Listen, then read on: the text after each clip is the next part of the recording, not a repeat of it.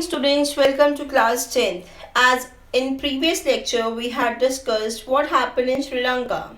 Were the people in Sri Lanka are satisfied with the policies of government which was framed during that time? So in comparison to Sri Lankan model, today we will discuss the another model of power sharing, that is of Belgium. In this model, we are going to discuss that how Belgium or how the government of Belgium tries to accommodate the problems of all the linguistic communities, and how they divided all the powers among three communities equally. So about Belgium, Belgium is a small country in Europe, smaller in the area than the state of Haryana in India. Its border with France, the Netherlands and Germany.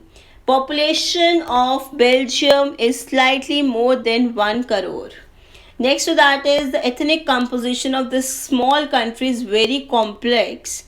Of the country's population, 59% lives in Flemish region and speaks Dutch language. Another 40% people lives in Wallonia region and speaks French language. And remaining 1% of Belgians speak German language. Next is in the capital city Brussels. 80% people speak French while 20% are Dutch speaking people. So here the main problem arises between the minority and majority. The minority French speaking community were relatively rich and powerful, and all the Dutch community got benefit of economic development and education much later. So this led to a tension between the Dutch speaking and French speaking communities during the 1950s and 1960s.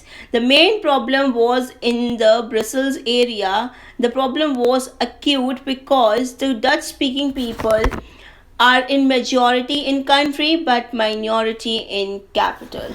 So this due to this number of tension between Dutch speaking people and French speaking people arose. So after coming across the problems in Belgium, government decided to frame a new policy in Belgium so that the individual can able to live in the country very easily and without discrimination.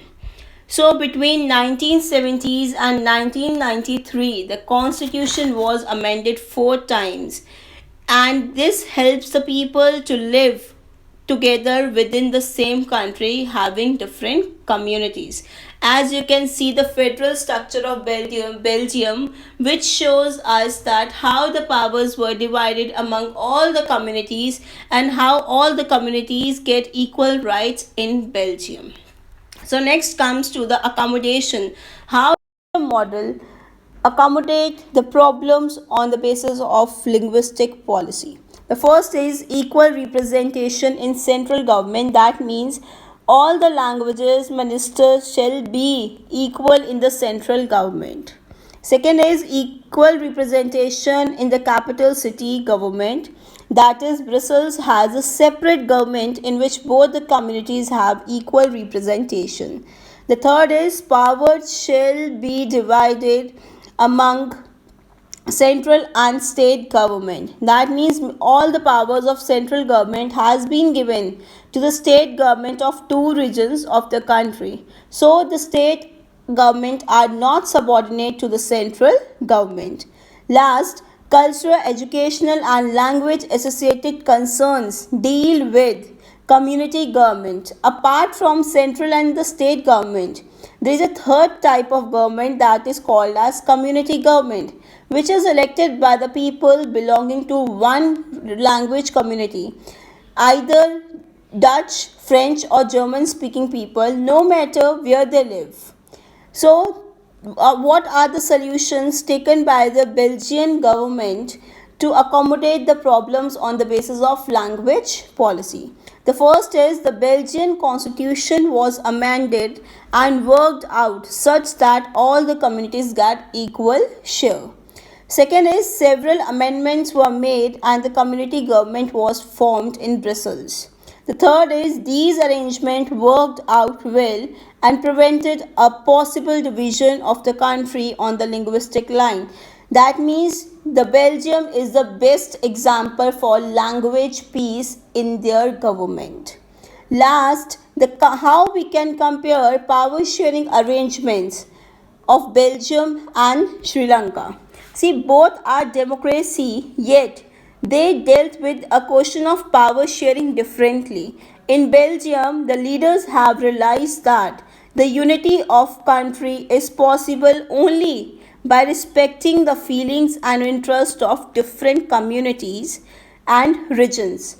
So, in Sri Lanka, there was a contrasting example. It shows us that if a majority community wants to force its dominance over the others and refuses to share power, it can undermine the unity of country. And the best thing is that the Belgium or the adoption of language policy brought unity among the people in Belgium, but in Sri Lanka it took a shape of civil war which lasts for 25 years. So it is very important to share power among each and every organ of a government. Thank you, students. I hope you like this module.